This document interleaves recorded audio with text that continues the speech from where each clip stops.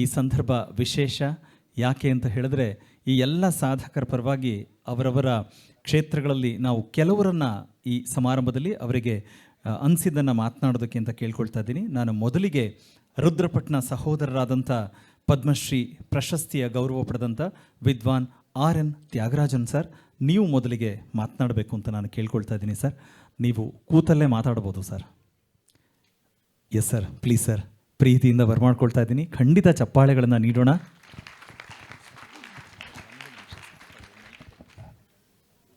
ಕಲಾಸಕ್ತ ಬಾಂಧವರೆಲ್ಲರಿಗೂ ನನ್ನ ಪ್ರೀತಿಯ ನಮಸ್ಕಾರಗಳು.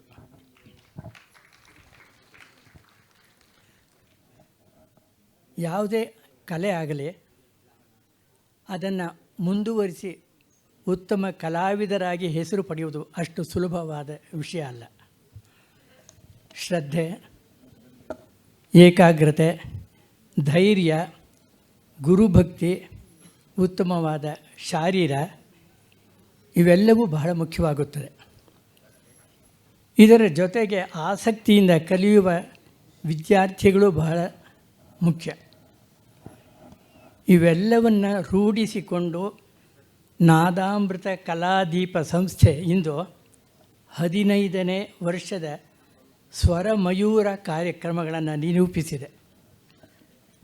ಜೊತೆಗೆ ಹಿರಿಯ ಕಿರಿಯ ವಿದ್ವಾಂಸರುಗಳನ್ನು ಗೌರವಿಸಿ ಅವರ ಕಾರ್ಯಕ್ರಮಗಳನ್ನು ಏರ್ಪಡಿಸುವ ಪರಂಪರೆಯನ್ನು ಮುಂದುವರಿಸುತ್ತಿದೆ.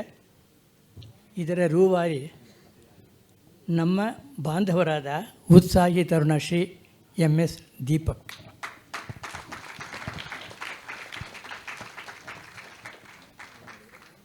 RKP ಯವರಂತಹ ಮಹಾನ್ ಗುರುಗಳನ್ನು ಹೊಂದಿರುವ ದೀಪಕ್ ಹೀಗೆ ಏರ್ಪಾಡು ಮಾಡುವುದರಲ್ಲಿ ಆಶ್ಚರ್ಯವೇನಿಲ್ಲ ಅನಿಸುತ್ತೆ.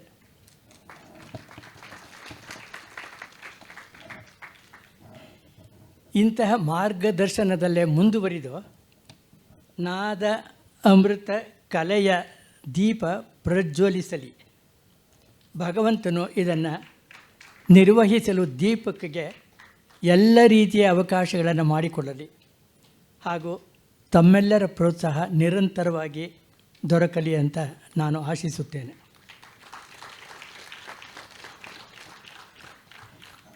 ಇಂತಹ ಸಂದರ್ಭದಲ್ಲಿ ಭಾಗವಹಿಸಿ ಸನ್ಮಾನವನ್ನು ಸ್ವೀಕರಿಸಲು ಅವಕಾಶವನ್ನು ಕಲ್ಪಿಸಿದ ದೀಪಕ್ಗೆ ನಾವು ಬಹಳ ಆಭಾರಿಯಾಗಿರುತ್ತೇವೆ.